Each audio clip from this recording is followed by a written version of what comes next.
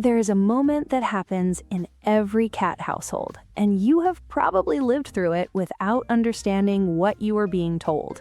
You walk into a room, your cat is lying somewhere doing nothing, and it lifts its head and looks at you. Not with affection, not with fear, with something closer to assessment, and then it puts its head back down. You have just been graded. Here's the thing almost nobody says out loud about living with a cat. You are not the one setting the terms of the relationship. There is a code of conduct running quietly underneath your home, and your cat has been enforcing it since the day it arrived. It never explained the rules to you, because in its world, the rules are obvious. It only notices when you break them, and when you break enough of them, it doesn't file a complaint.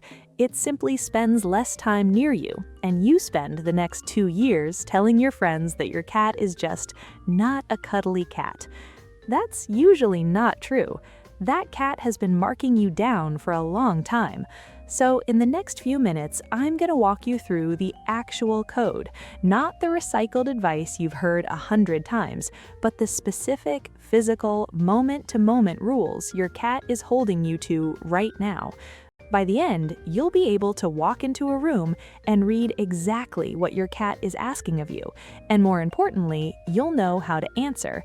Some of these are going to change your relationship with your cat within a week. Let's start with the one almost everybody fails on day 1. Rule 1. Never approach, always be approachable. Watch how a person greets a cat. They spot it across the room, they light up, they walk toward it with their hand out. That is the single most common violation in the entire code, and it happens dozens of times in most homes. In cat social language, closing distance is a statement of dominance. When two cats who like each other meet, they don't march toward each other. One of them settles, and the other chooses to come in. The choosing is the whole point. The approach is the message. So the rule is this: you do not go to your cat. You make yourself worth coming to. Sit down. Lower your body, because height is pressure. Get busy with something. A book, your phone, folding laundry. Leave a channel open, meaning don't box yourself into a corner where the cat has to commit to a tight space to reach you. Then wait. It might take 3 minutes, it might take 3 days if your relationship has been strained, but the first time your cat crosses that floor on its own terms and touches you, something shifts. You've stopped being a thing that arrives and started being a place that's available. Cats spend their entire lives trying to be the one who decides. Let them decide, and they will decide in your favor far more often than you'd expect. Rule 2. Answer the blink. You already know cats' slow blink. What most people don't realize is that the blink isn't a cute quirk, it's a functional signal with a specific meaning, and leaving it unanswered is genuinely rude in cat terms. Here's the logic. In the wild, a predator that is watching you does not close its eyes. Eyes closed means threat withdrawn. When your cat holds your gaze and then slowly lowers its lids, it is deliberately making itself vulnerable to you for a fraction of a second. That is the entire message. It's not saying, "I love you." It's saying, "I am not going to hurt you, and I am confident you won't hurt me." The correct answer is to give it back. Soften your eyes first, because a hard, direct stare is a challenge no matter what your eyelids do. Then close slowly, hold for about a second, and open slowly. Don't overdo it, and don't blink rapidly. That reads as agitation. Now, watch what happens over the following weeks. Cats that get their blinks answered start initiating more, and they start choosing to sit closer to the person who answers. You have essentially learned to say one sentence in their language fluently, and they notice immediately that you can speak. Rule 3. The tail ? Demands a response. When your cat walks toward you with its tail straight up, often with a small hook or curl at the tip, that is not idle body language. That is a greeting with an expectation attached. Kittens raise their tails to their mother. Adult cats raise them to individuals they consider part of their social group, and crucially, they raise them in anticipation of contact. The upright tail is a request to be acknowledged physically, usually with a head bump or a body rub. If you've ever wondered why your cat marches over, tail up, weaves around your ankles, and then seems irritated when you keep walking, this is why. You accepted the greeting and refused the handshake. The response takes 2 seconds. Stop moving, lower a hand to about their eye level and hold it still. Don't reach. Let them push their cheek or forehead into your fingers. That push is them depositing scent from the glands on their face, which is how cats build a shared group smell that means safety. Skip that exchange often enough, and you start to read as a stranger who lives in the house. Give it every time, and you become one of the smells that means home. Rule 4.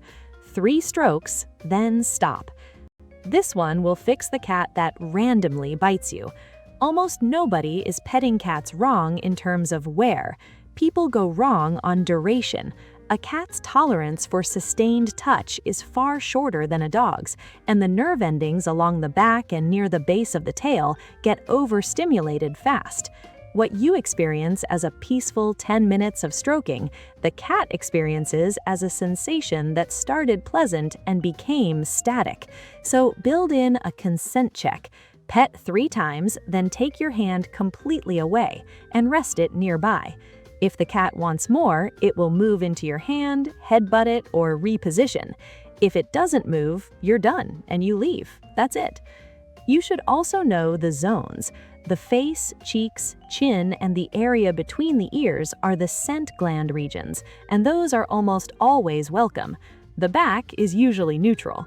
The belly is a trap, and I want to be clear about why. A cat rolling over and exposing its stomach is showing you the highest possible trust signal, because the belly is where every vital organ sits. It is not an invitation to touch, it is a display. Touching it converts trust into a defensive reflex, and then you blame the cat. 3 strokes, then stop. Do it for a month, and you will have a cat that seeks out your hands. Rule 5. Do not wash everything. Your cat is running a scent map of your home, and every time you deep clean, you erase part of it. Cats mark by rubbing, and those deposits are invisible to you and enormously informative to them. The corner of the couch, the edge of a door frame, the bottom of the bed, their blanket, the spot on the rug by the window. That accumulated scent is what tells a cat at a nervous system level that this territory is settled and safe. Strip it all in one afternoon with a strong cleaner, and you've handed your cat an unfamiliar space overnight. That's when you get the stress behaviors people find baffling, the sudden spraying, the hiding, the over-grooming, the litter box protest. The rule is to stagger. Never wash all their bedding at the same time. Leave one blanket, one cushion, one soft thing carrying their smell while the rest goes through the wash. When you clean the floor, leave the base of their favorite scratching post and their preferred corner alone. And a hard warning here. Avoid anything with citrus or heavy synthetic fragrance in the areas your cat lives in, and never use pine or eucalyptus-based cleaners around them. Cats process certain compounds very differently than we do, and their sense of smell is doing far more work than yours. A room that smells clean to you can smell like an alarm to them. Rule 6. Respect the high ground. If your cat has claimed the top of the bookshelf, the back of the sofa, the windowsill, or the top step, that is not a random preference. That is a security position, and taking it away has real consequences. Height is how cats manage risk. From above, they can see entry points, track movement, and stay out of reach. A cat with reliable high ground is measurably calmer than one confined to floor level, and this becomes critical the moment you have more than one cat, or a dog, or small children, or guests. Vertical space is how a cat opts out of a situation without having to fight or flee the room entirely. So stop shooing them down from everything, and instead give them a legal option. One tall, stable perch near a window changes the entire mood of a household cat. Stable is the operative word, because a perch that wobbles gets abandoned. If you have two cats, you need two separated high spots, not one shared shelf, because forcing them to negotiate a single resource is how quiet tension turns into fighting. And when your cat is up there, it is off duty. Don't reach up and lift it down. Don't pet it from below where it can't see your hand coming. High ground is where a cat goes to not be handled, and honoring that is one of the fastest ways to become trustworthy. Rule 7. Keep the water away from the food. This one seems trivial, and it is quietly one of the most common failures in the average home. Cats evolved in dry environments, getting most of their moisture from prey. Standing water beside a food source is, in their instinctive read, water contaminated by that food, so they drink less than they should. And because they drink less than they should, dehydration builds slowly and steadily, which matters enormously in a species prone to kidney and urinary problems later in life. Move the water. Put a bowl in a completely different room, and put a second one somewhere else again. Cats prefer to drink away from where they eat, and they prefer moving water when they can get it, which is why so many of them try to drink from your tap. While you're at it, look at the bowls themselves. Deep, narrow bowls press against the whiskers on both sides while the cat is eating and drinking, and whiskers are dense with nerve endings.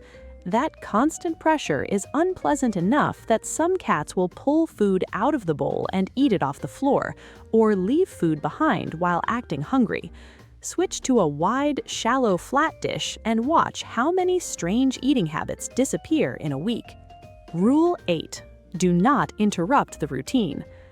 Cats build their day around a predictable sequence, and the sequence itself is a source of security. Feeding at roughly the same times, the same window at the same hour of light, grooming after eating, which is a fixed behavioral chain in cats and one of the worst things to interrupt. Sleep in a specific spot at a specific part of the afternoon. When you break the pattern, the cat doesn't reason about it, it just experiences uncertainty. And uncertainty in cats comes out sidewise as behavior you'll misread as attitude. The practical version is this. Feed on a schedule rather than whenever you happen to notice the bowl. Don't pick your cat up mid-groom for a cuddle. Don't move the litter box, the food station, or their bed on a whim. And if you must move something, move it gradually across several days rather than all at once. When you know a disruption is coming, guests, travel, furniture, a new baby, start adjusting a week early so the change arrives in pieces instead of all at once. Predictability isn't boring to a cat. Predictability is the entire foundation of feeling safe, and a cat that feels safe is a cat that is affectionate, playful, and easy to live with. Rule 9. End the hunt with a kill. Play is not exercise to a cat. Play is a rehearsal of a specific sequence, and that sequence has an ending. Stalk, chase, pounce, catch, bite, and then eat. That's the chain. Most people play with a cat by waving a toy around until either they get bored or the cat gets bored, and then they put it away. What that does is run the cat through the arousal of the hunt and then deny it the resolution. Over time, you get a cat that's wound up, over-aroused, and more likely to redirect that energy on your ankles at midnight. So finish properly. Move the toy like prey, meaning away from the cat and along the ground, or into hiding, never dangled in its face. Let the cat catch it several times through the session, not just once at the end. And then, when you're winding down, let the cat make one final catch. Let it hold and kick and bite the toy for a moment, and then immediately feed it something. A few pieces of kibble or a small portion of the meal. Hunt, catch, eat, groom, sleep. Complete that chain in the evening, and you will have transformed the 3 a.m. zoomies problem in most households within about 2 weeks. Rule 10. 1 per cat plus 1 more. The last rule is a piece of arithmetic that quietly determines whether a multi-cat home is peaceful or permanently tense. Every resource that cats compete for should exist in a number equal to the number of cats plus one more, and they should be in separate locations rather than lined up next to each other. Litter boxes, food stations, water bowls, beds, scratching posts, high perches. 2 cats means 3 litter boxes in 3 different places. The reason is that cats don't share, they time-share, and a single resource creates a choke point that one cat can control. The controlling looks rarely like fighting. It looks like one cat sitting in a doorway or lying near the litter box doing apparently nothing. That's a blockade, and you'll never notice it. What you'll notice is the other cat urinating on the rug, and you'll call it a behavior problem when it was an architecture problem. Spread the resources out. Put them where a cat can approach and leave by more than one route. In a single cat home, this still applies, because 2 litter boxes gets you a cat that keeps using the box when one gets soiled, and a second food station means a nervous cat always has an option. So there's the code. Let them come to you, answer the blink, honor the tail, 3 strokes and stop, don't erase their scent, protect the high ground, separate the water from the food, keep the routine, finish the hunt with a kill, and always add one more. None of these cost you anything. What they cost is the habit of treating a cat like a small dog with an attitude problem, and once you drop that, the animal in your house starts to make a lot more sense. Here's what I want you to do. Pick one rule, just one, the one you know you've been breaking. Run it for 7 days and watch what changes. Then come down to the comments and tell me which one you picked and what your cat did, because I read them and the patterns people report back are fascinating. And if this made you see your cat a little differently, subscribe, because we go this deep on a different animal every week.